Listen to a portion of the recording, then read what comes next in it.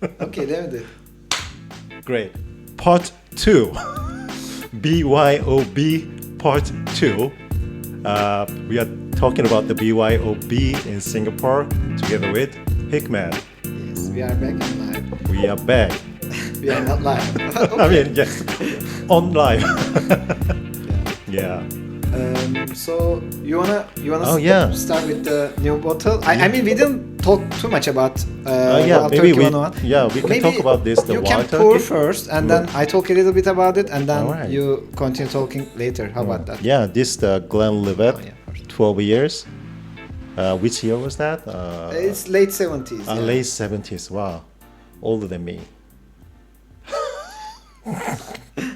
Okay, my camera here. Yeah, this is so precious. Oh my God. No, man. 43%, 12 years. It's. I mean, you can still find it in auctions and stuff as I mean, well. yes. It's not expensive or anything either. It's just that I bumped into it in Greece, actually, out of all places. They like whiskey in Greece, so it's not Okay, that sir. surprising, actually. Yeah, just a little. I'm fine with that. Okay. Yeah, we'll have more drams.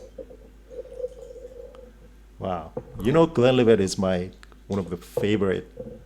I know. This is controversial, but still, I love Glenlivet.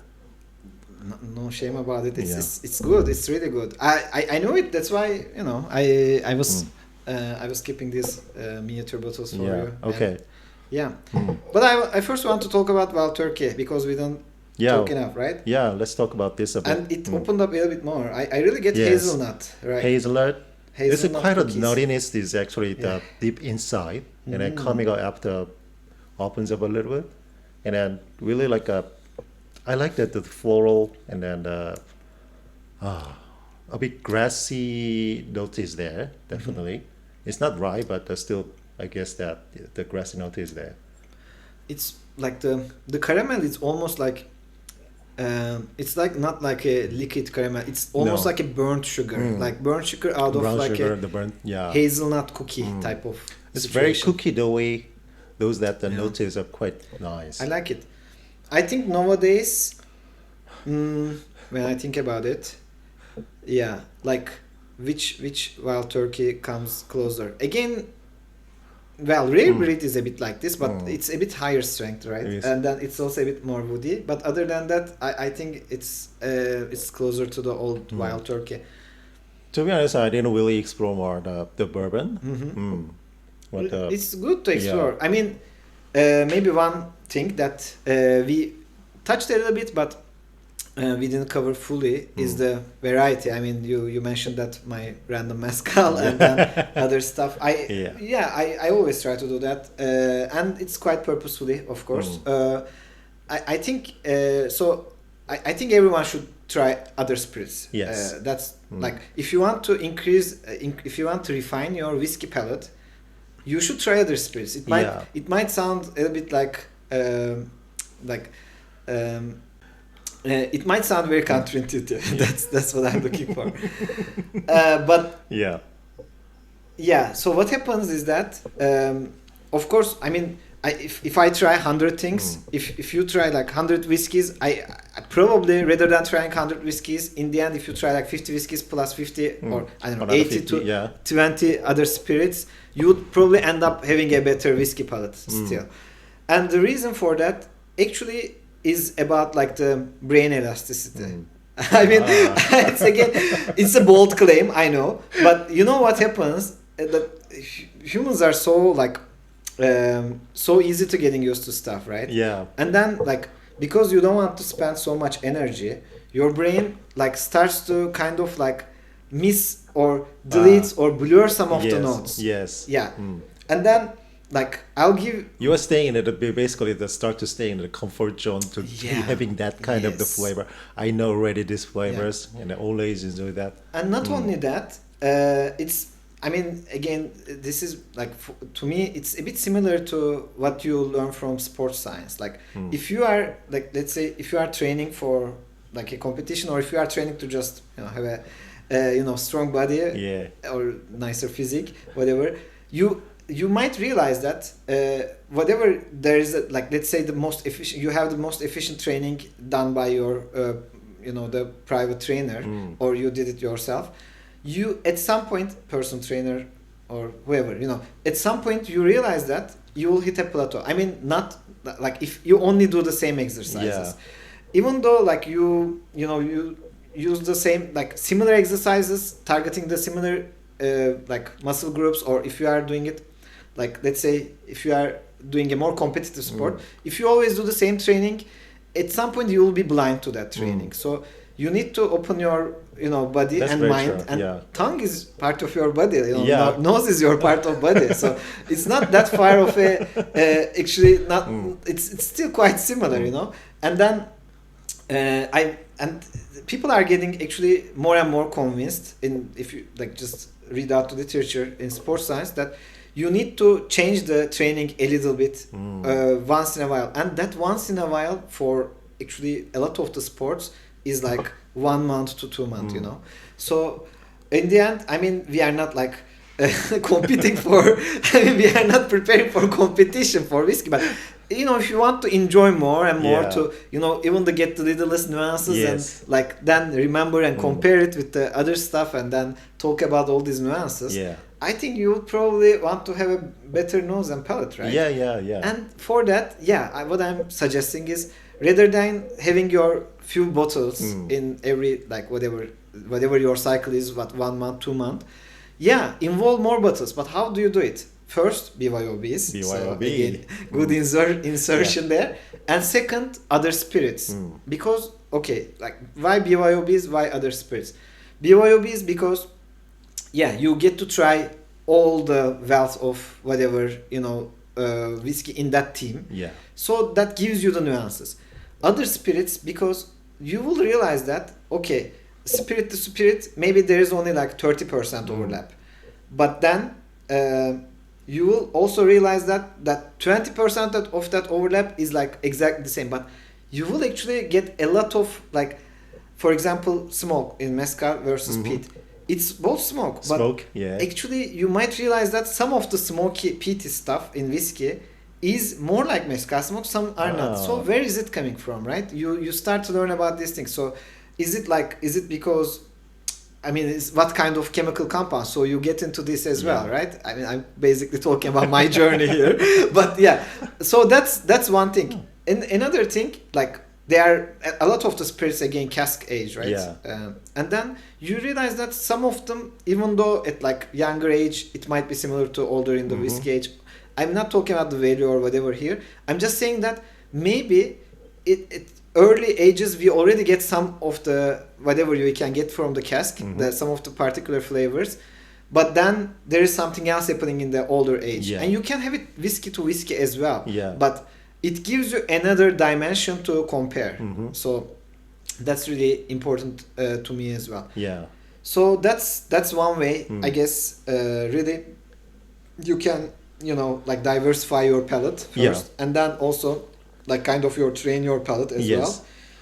And I mean, if you take it seriously, like we spend a lot of time. We spend a lot of time, money, not only the time, money as well. And then like I mean, also like what I mean, like social energy, whatever you can call it. Like I this like podcast, all these BYOBs, all the whiskey events, like it's really taking up like, I don't know, 20, 30, whatever % of our social life as well. So it's a serious hobby. Actually, this is quite take it seriously. I mean, we are having fun. Actually, this is kind of the fun journey to explore the other spirit. And for example, I mean, when I started drinking whiskeys, and I mean, I don't know about the sherry. I didn't know about the vanilla, the flavors. It's just because it's whiskey I just drank, and I liked it. But when I start to feel about the caramel, acetone, the vanilla note, is actually when I tried the Jack Daniel. This is the vanilla, this is the caramel. Then I start to detect the flavor from the Scotch whiskeys as well. It was quite the fun journey. No, that's really, like, you hit it on the head with the example, really, because there is no like also. I mean, there is always something to gain, right? Yeah. So try as much as you can, I guess. At some point, of course, you'll have your favorites and stuff. Like you'll have some bias towards something, but even at the beginning. But I think like it's better to force yourself out of the comfort zone, as you said, and that can be much easier done in BYOBs. Yeah. Especially if you have people like just want to go crazy about it. Yeah, You know? at least that you tried other things and okay, I think I still like a Scotch. It can be ended like that. Also totally cool. No. Yeah. Yeah, I mean, to me also, like actually me too. In terms of bread, and then in terms of like the history of it and everything, and yeah, I mean, really, it's the general like I guess general how much I like it is probably Scotch is up there, but. You know, like not once in a while. I mean, very often also you find other good contenders, like better than like 90% of the Scotch that you tried. So, I mean, in terms of value, of course, you should try the others, but also in terms of the palate training, in terms of exploration, this is the hobby of exploration. Really, it's not like we are not producing whiskey. No, unfortunately. I mean, some maybe do as a fun, but I mean, no, I like in Singapore, no home distilling, so not here. But yeah, like still you can blend. That's a good way. I think maybe some of our friends may want to talk about it. Yeah, James they might have already talk about it. Yeah. And then so I think that wraps up actually the part about the like palate training and like how BYOB is an effective tool for that. Yeah. I'm in actually some RAM groups as well, which I find really useful for this kind of stuff as well. I mean, like dram sharings, whatever's, which is really good. And I think sharing again, like coming back to another point that you made, like for you, one of the important points of BYOB is to share, sharing, right? Yeah. And I totally agree. Like I can't agree more, because I'm just looking at your shelf over there. I sometimes look at my shelf. I try not to. It's so full, man. It's always so full. And I think one way to make new space is to share. Sharing, right? yeah, exactly. And maybe you talk a little bit about your journey with sharing and how successful was your last BYOB in sharing and making space. Yeah. Actually, my last time that the BYOB, the purpose is because of that. I want to clear up a little bit of that my collections, the open bottles, and that's why I call you guys and guys come and help to clear. But you guys just ended up just clearing 2 bottles. But it was good actually. That's the process. Yeah, that's the process. That's what matters. Yeah. But I think I tried I don't know 10, 15 bottles that day, and like, really? I think sorry. No. I mean, but what I'm saying is that it's a functional way, but I think yours was the extreme case, which worked out. Like you clean 3 bottles, I'm sure you get some also below the 20% or even actually after that I cleared I think 2 or 3 bottles already. Yeah, so it worked.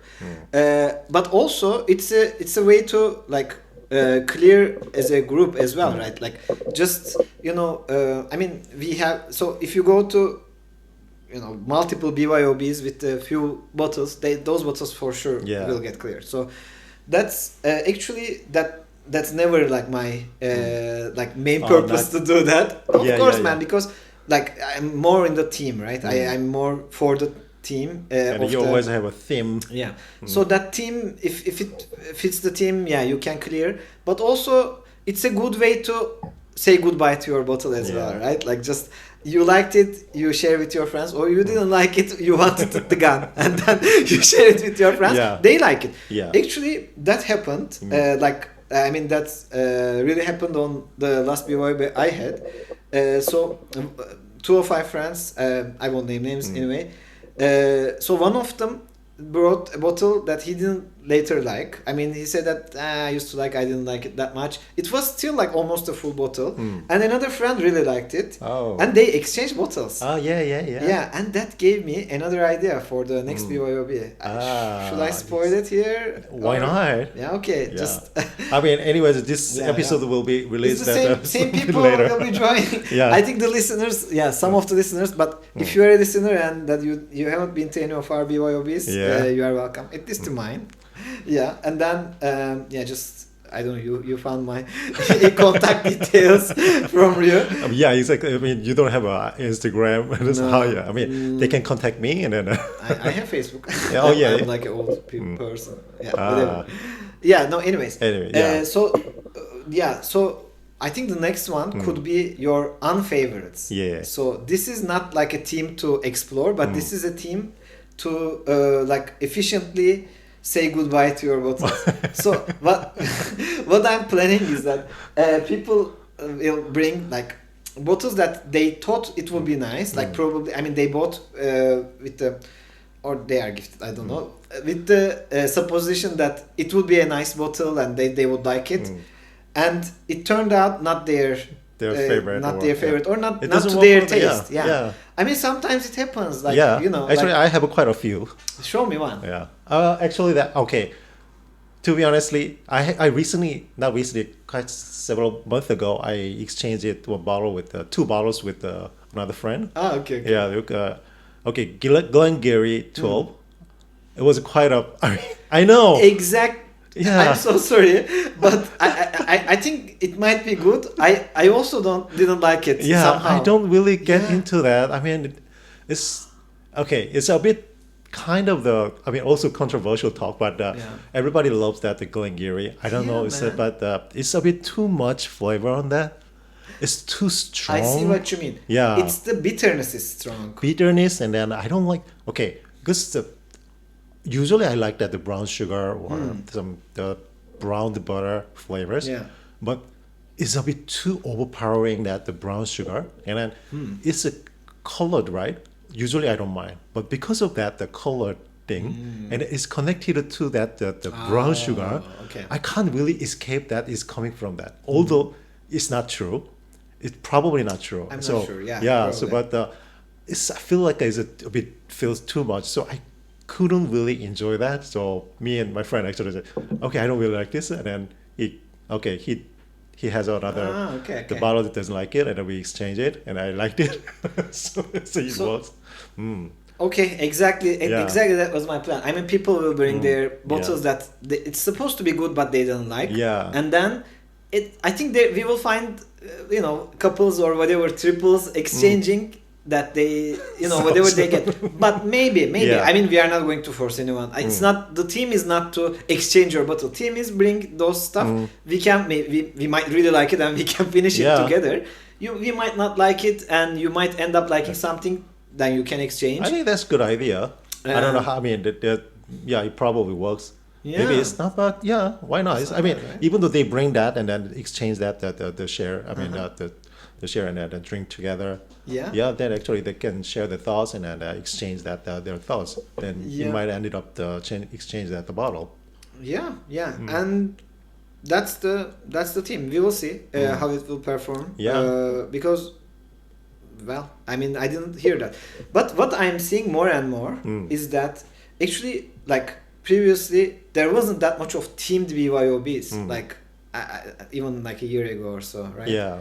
And now I'm seeing more. Right? Oh, really? Yeah, I think it's also getting like getting there. I mean, I think people start to kind of like realize it's or maybe I'm in the right circles now.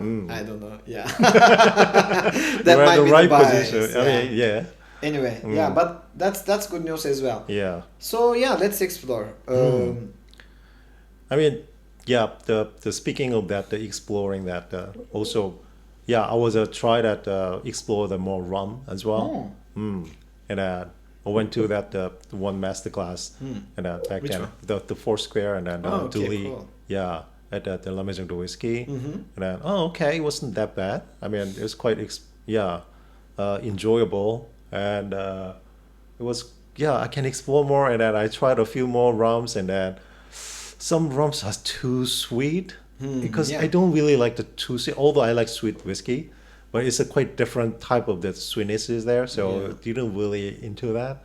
And then recently that the one of the master class, what was that, the Indri and then Kamikar. Yeah. I didn't really like that Kamikar because it wasn't there, but I'm in not their sure if I showroom tried. there's the what's that, Black Thought. Actually that was pretty good. But still too sweet for me. I'm not sure if I have either of them, but Kamikara, was it molasses based? I don't even Yeah, it's a remember. molasses. I mean, based. yeah. Yeah, not cane sugar. Not cane juice. Okay. Yeah, it might be sweeter. I think like most.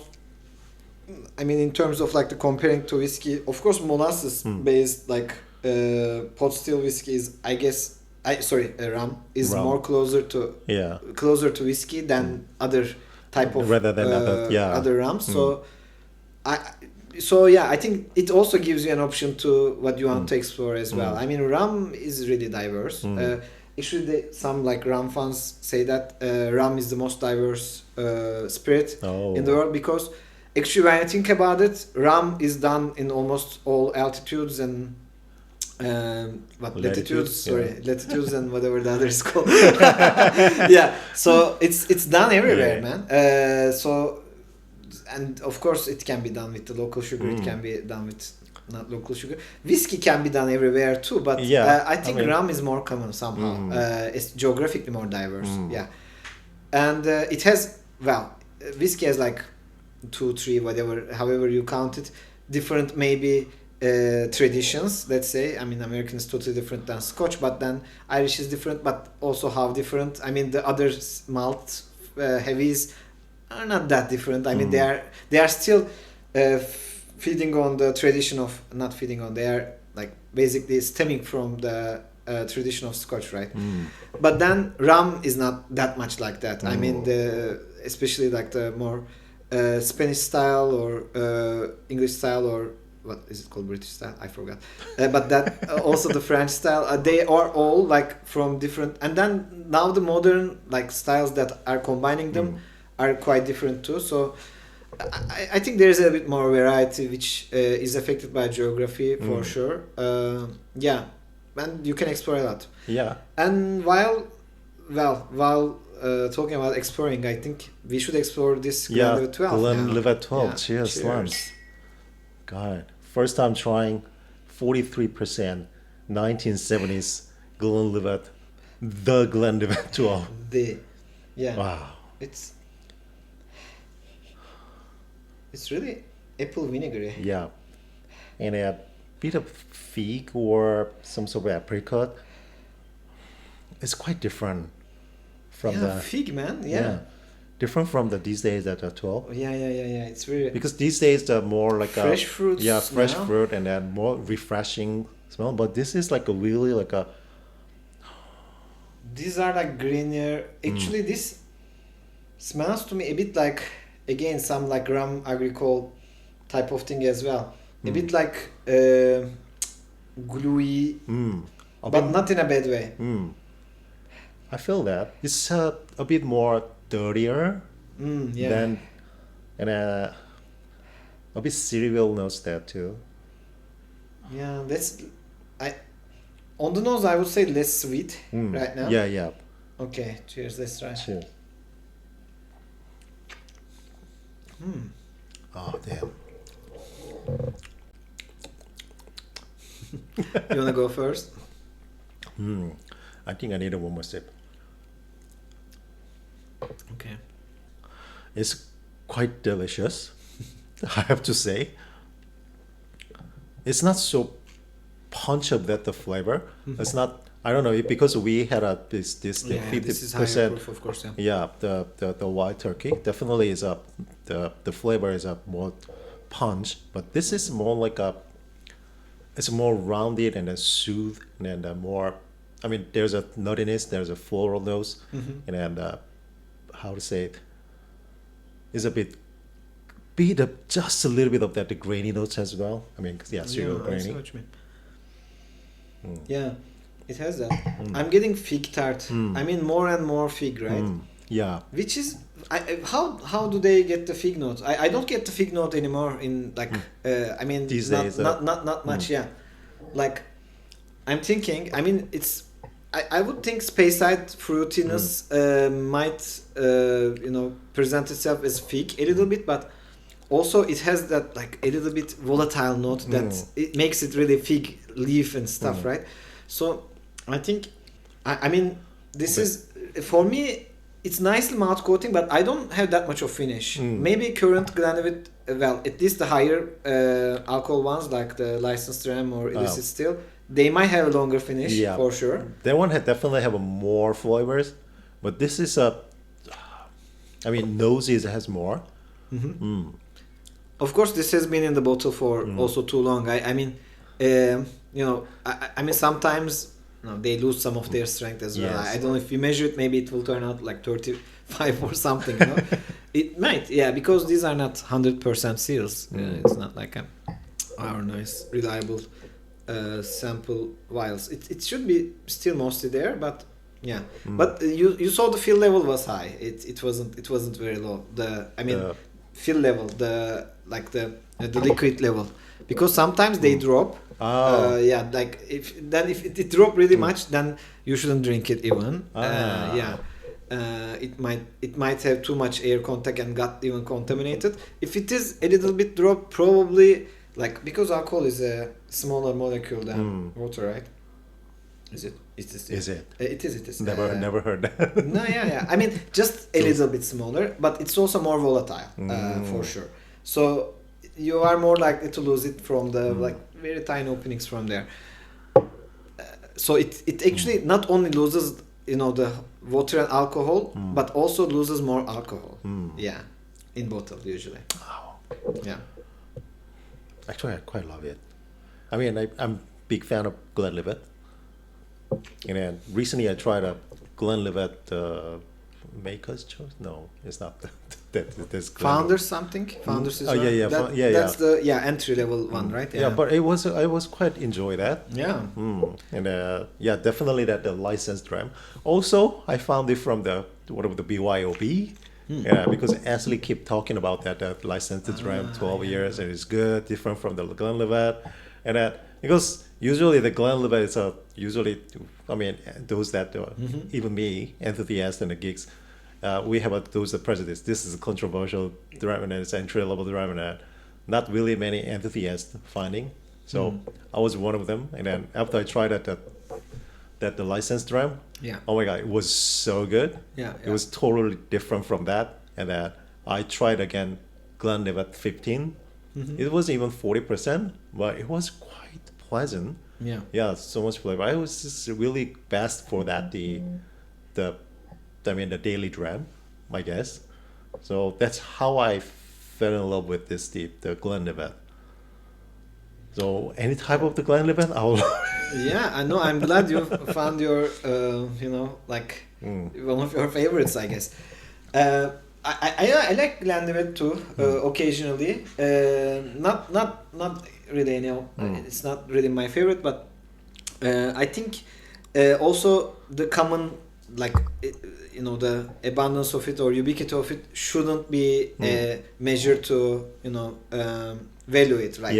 I mean, of course, monetary wise, the economic wise, it affects the price and everything, right? But also they did something so well in the old times that they are still present and one of the best sellers, right? So I wouldn't discount them.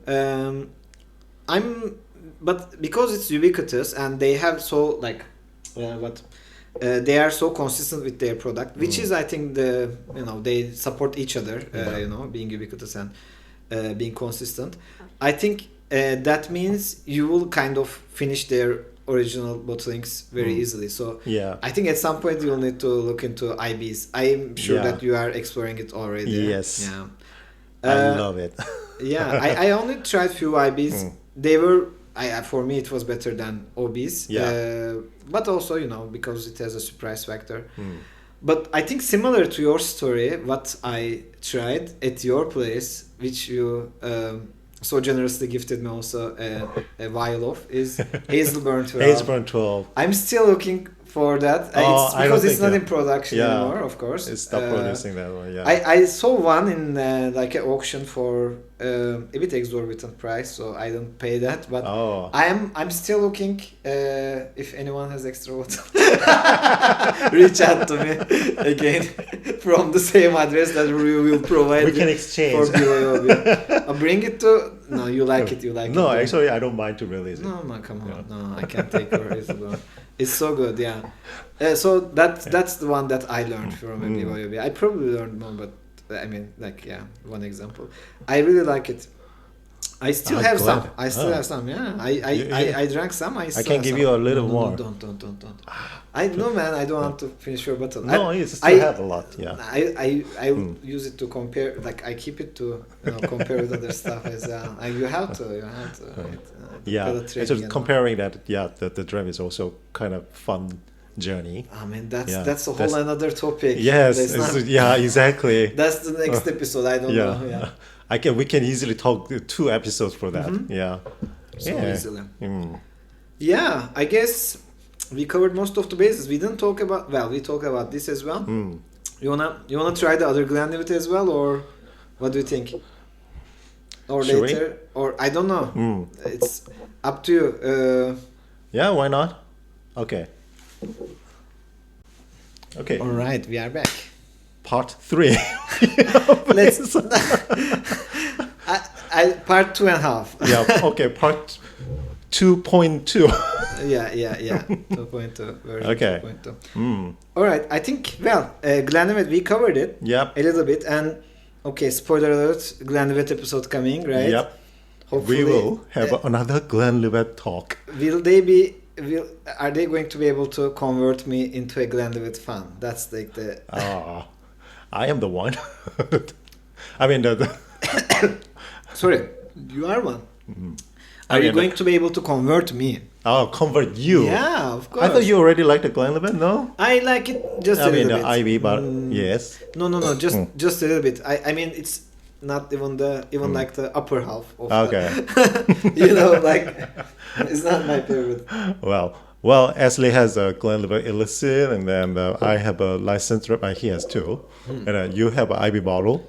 Yeah, let's see. And then I have a 15 years, and then some core ranges. I think we can get some more core ranges, and then we can compare together. I think it'll be quite fun. So yeah. It will be a long episode. It'll be super long. Yeah, so we can do blind tests as well. Oh yeah. Yeah. That's a good idea. That's a good idea. Yeah.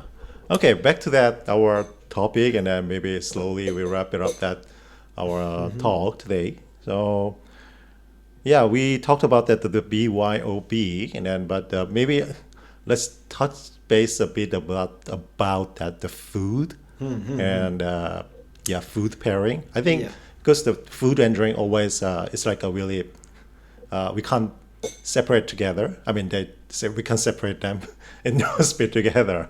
Although I don't really eat when I drink whiskey. I mean beer definitely as a Korean.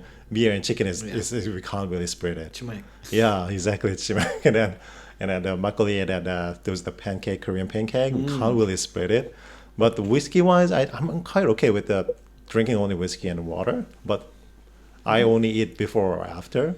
Do you have any thought about the food pairing with the whiskey? So for whiskey, I mean I would say for most of the spirits, actually it's a bit.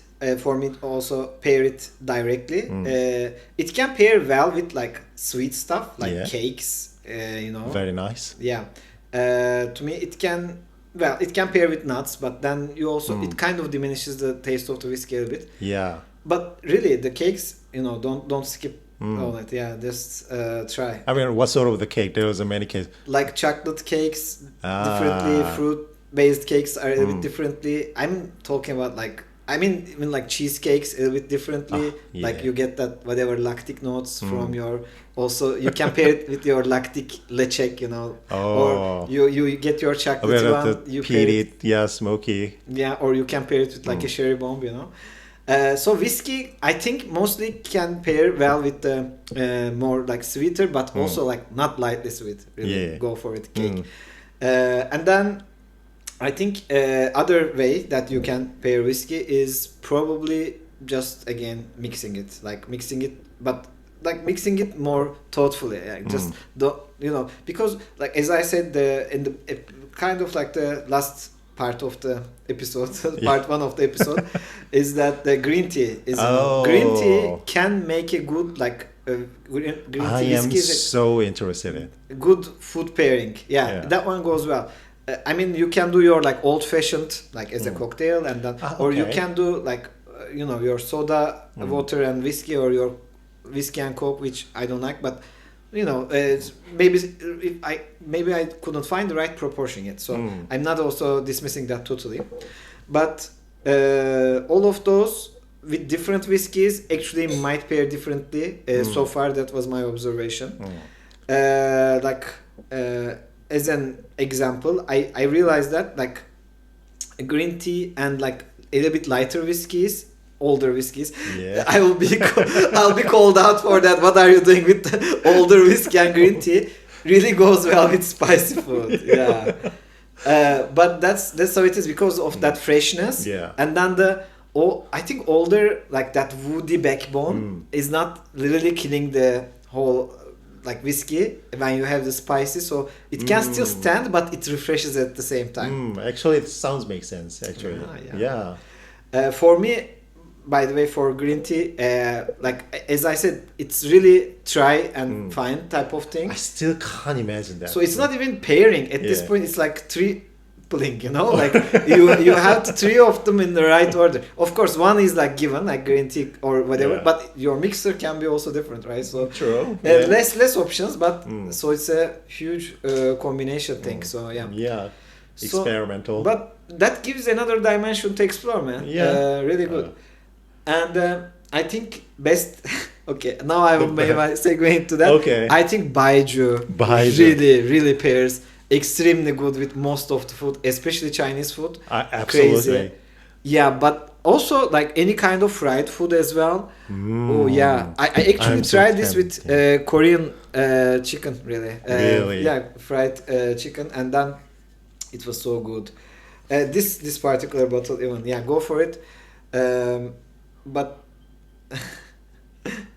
it's very different. But it is actually, when you think about it, it's grain based, right? So it is actually closer to whiskey in some ways than rum or whatever.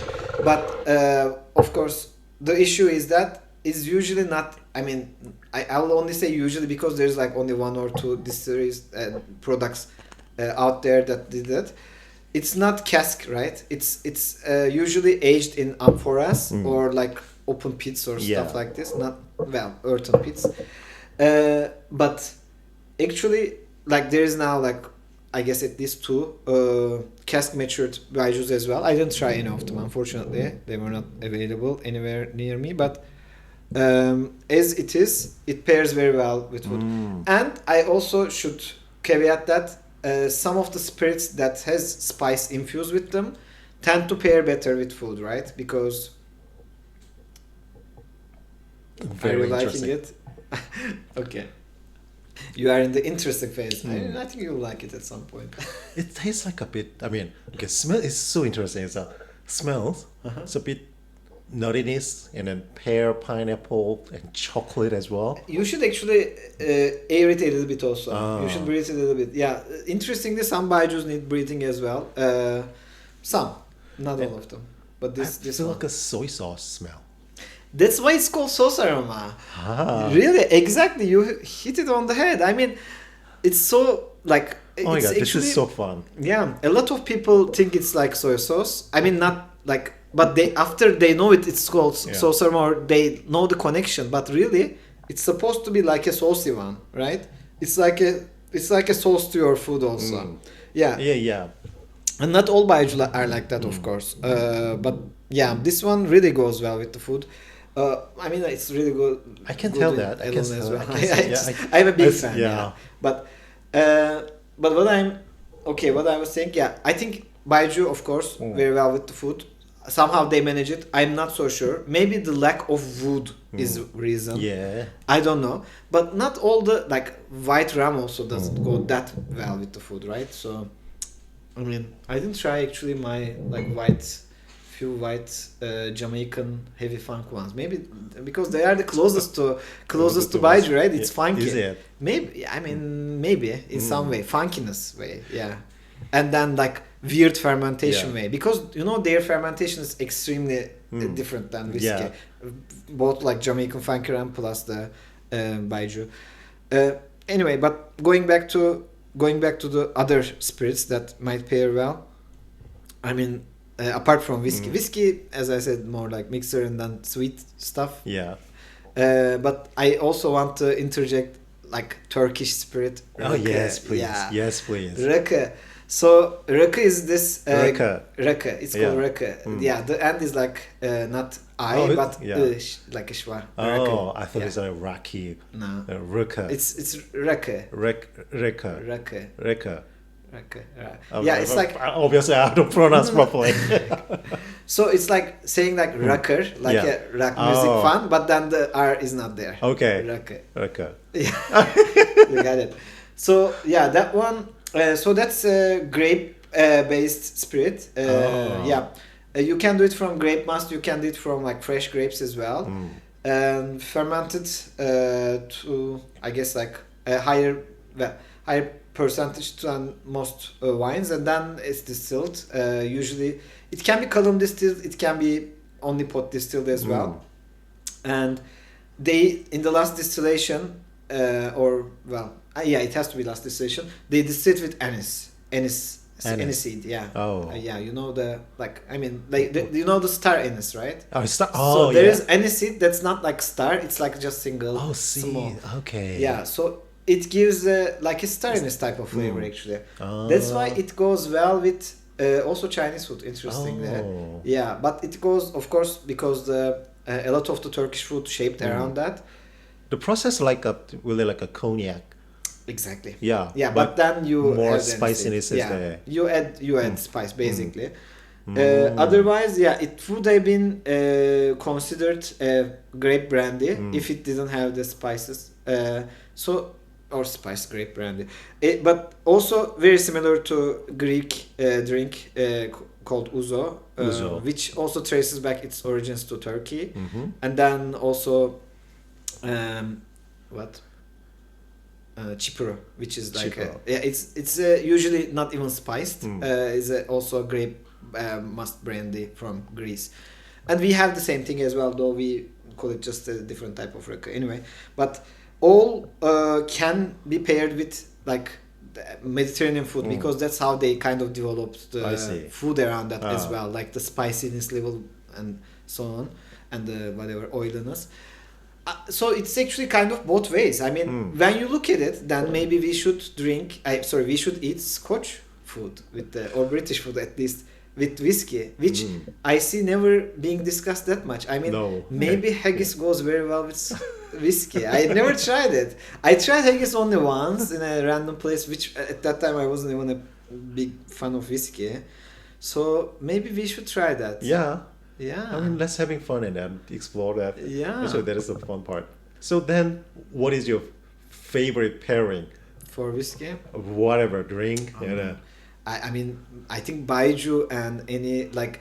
any Chinese food? No, not any like Sichuanese or anything that has like Sichuan peppers. Really. Like somehow takes out all the alcohol of Baiju, which is not really that much, but also the other one also takes out all the overheatiness of the spice, which I'm open, but let's say you might still not want it that much. Then it's like it becomes like almost like chocolatey, the Baiju, but it's a very fruity chocolate, which I love. And then I can connect that. Although I just sip one a little bit, but I can connect that. This one is a bit chocolate already. I like that aspect of it as well. I'm really selling this art as well, right?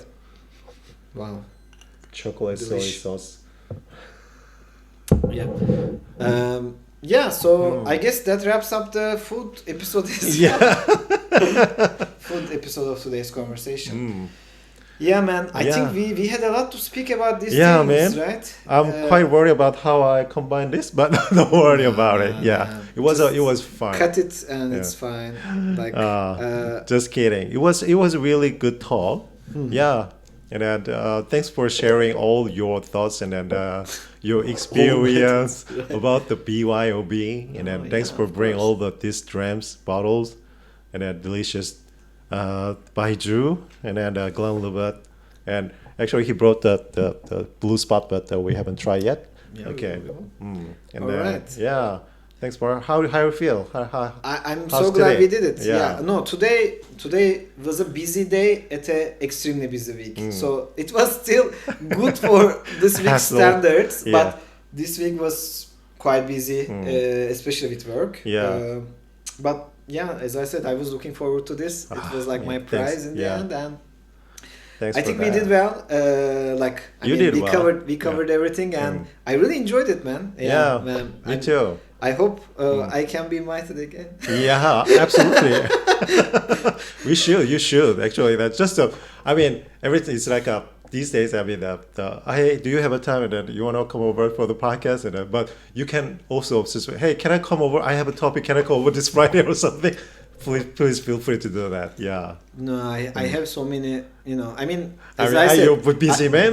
No. I didn't mean no. I meant I will be always here because I like to talk to you so much, and especially about like spirits. Yeah. There are so many things to talk to. Yeah. Yeah. Thanks for today. Thank you very much for having me. Thank you very much. Yeah, it was a great talk about that all the spirit and the BYOB and your journey and your plans. You spoiled a little bit of your plan as well. So thank you so much again. Yeah. Okay. So Whisky Vibe is today episode is all done. Together with Hikmet, is so passionate about the BYOB. That's important. Yeah, shared a lot of knowledge of that other spirits. Thank you, and then all the listeners, thanks for listening, and just remember that BYOB, not only that bring your bottle, but sharing your experience, and then explore more, and then just talk to people, and then be social, but moreover, enjoy, and then drink responsibly. That is, I think, most important thing. Yeah, thank you so much, and today is done. Thank you. Cheers. Cheers.